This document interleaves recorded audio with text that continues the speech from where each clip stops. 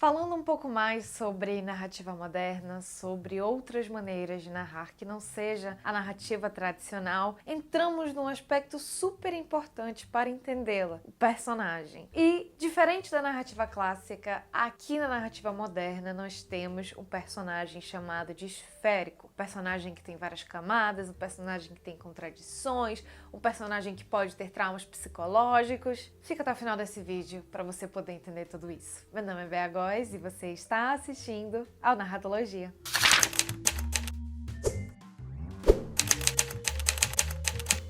Antes da gente compreender efetivamente do que se trata o personagem esférico, a gente precisa entender melhor o que é o personagem chapado, que é o personagem que, quando a gente pega para avaliar a história da literatura, do cinema, ele veio antes do personagem esférico. E uma pequena observação em relação a esse vídeo, eu vou estar aqui falando principalmente de protagonista, tá? Personagens coadjuvantes podem também ter essas características, mas é outro esquema. Eu vou focar aqui nesse vídeo exclusivamente nos protagonistas. E se você me segue há um tempo, você já sabe o que é problemática de caráter, que é o quê? Um defeito de caráter que o herói possui. O personagem chapado, ele vai ter uma única problemática de caráter que vai ser explorada do mesmo ponto de vista e ela é concreta e simples de se entender. Por exemplo, se eu tenho um protagonista que é egoísta em relação ao quê? Egoísta em relação às coisas dele. Então ele não empresta as coisas dele. Vamos um exemplo bem básico. Ao final da narrativa clássica, o que eu tenho? Um protagonista transformado. Então ele deixou de ser egoísta. Agora, como que é na narrativa moderna e no nosso protagonista esférico? Para eu te explicar isso, eu preciso que você antes se inscreva aqui no canal. Porque o que a gente tem aqui, esse nosso relacionamento, ele é uma questão de troca. Então, para eu conseguir te passar esse conhecimento todo sobre personagem esférico e você conseguir colocar ele em suas narrativas, eu preciso que você se inscreva no canal. Olha, eu acho que é uma troca justa.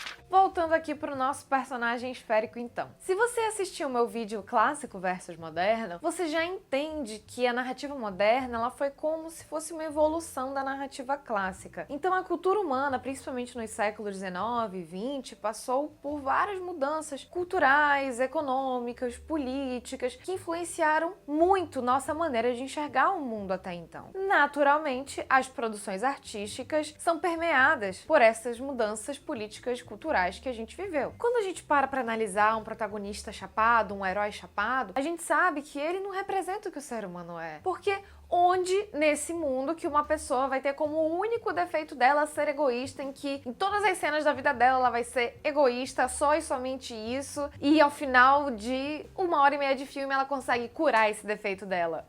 Cara, isso é, tipo, mega artificial, isso não é nada parecido com a vida real. E a narrativa moderna percebeu isso. E ela falou, não, peraí, o ser humano, ele é muito mais complexo do que isso. A gente precisa dar um jeito de, nas nossas narrativas, colocar essa complexidade emocional, psicológica que a gente tem. Aí nasceu o protagonista esférico. E esse é o momento que eu digo pra vocês que muitos estudos referentes à psicanálise e à psicologia que aconteceram, especialmente no século XX, influenciaram e muito essa construção de personagem. E esses estudos psicológicos foram fundamentais para influenciar a visão das produções culturais em relação ao ser humano. E começamos a perceber que era necessário. E somente aí, gente, imagina só, a gente passou tipo 20 séculos sem tratar de problemas emocionais, mentais e tudo, porque isso simplesmente não era estudado. Olha que absurdo isso. Então, a partir desse momento, aquela figura daquele herói puro que ao final da narrativa seria completamente harmonioso, sem defeito, ele tinha só um probleminha simples que ele tinha que consertar no caráter dele e ele conseguiu consertar no final. Isso parou de existir. A gente começou a levar em consideração toda essa complexidade. Para fazer esse vídeo para vocês, eu levei em consideração 2 livros que eu gosto muito e que tratam bem essa questão tanto da clássica quanto da narrativa moderna. O primeiro é do David Bordwell, chama The Way Hollywood Tells It, e ele trata principalmente dos filmes americanos modernos ali dos anos 70 e 80. E o segundo que eu trouxe aqui pra vocês chama Culturas Narrativas Dominantes, do João Maria Mendes. 2 livros fenomenais, maravilhosos, que vocês têm certa facilidade até pra encontrar por aí, se é que vocês me entendem. E a gente sabe que a narrativa moderna no cinema foi muitíssimo explorada no cinema europeu dos anos 50 e 80 principalmente, e que depois toda essa exploração de narrativa moderna feita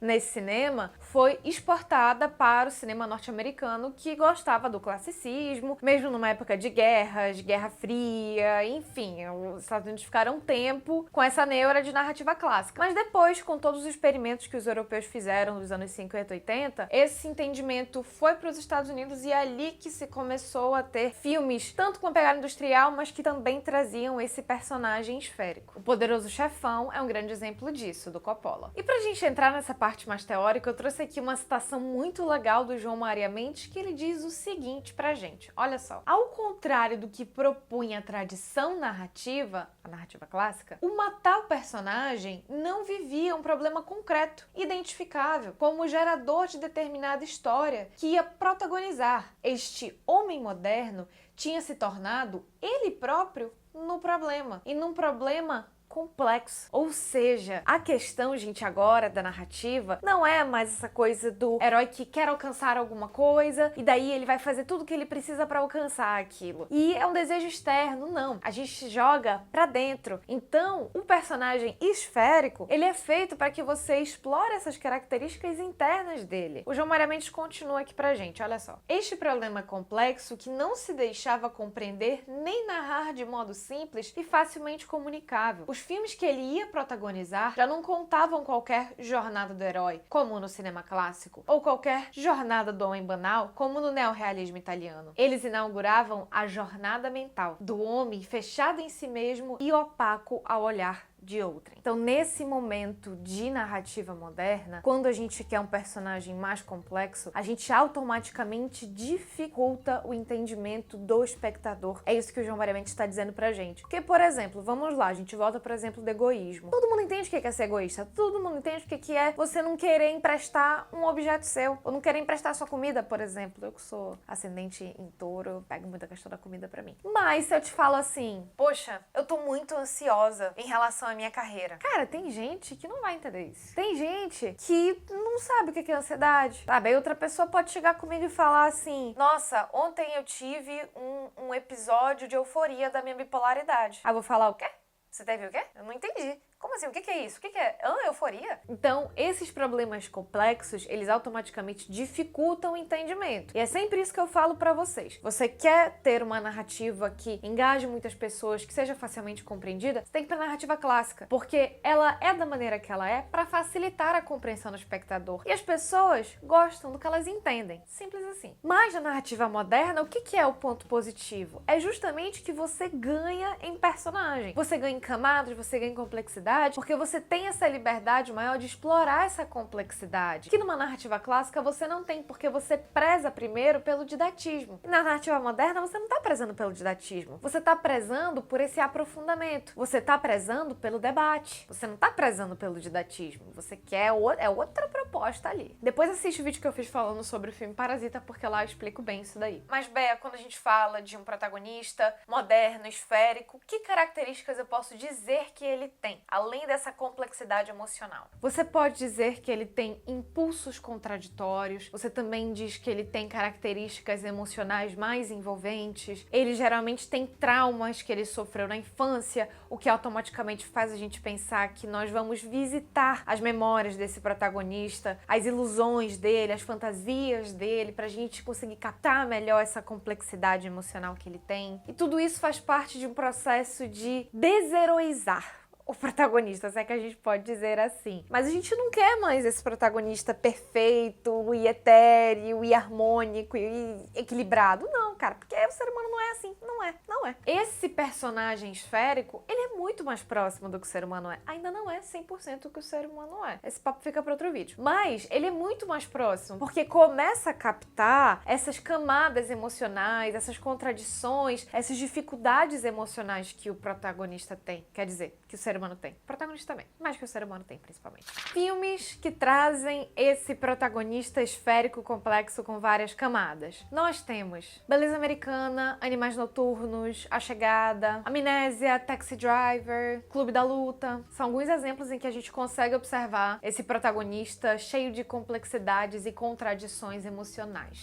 Não esquece, gente, que faltam poucos dias para abrir as matrículas do meu mini curso As Bases da Narrativa Audiovisual, para você que nunca fez curso de roteiro, esse é um curso introdutório, ó, me segue nas redes sociais, porque lá eu tô sempre falando do curso, eu vou avisar quando as vagas abrirem, mas se você quiser ser o primeiro a ser avisado, você clica no link que tá aqui na minha descrição. Não se esquece de deixar um like no vídeo também, e muito obrigada pela sua audiência. Tchau!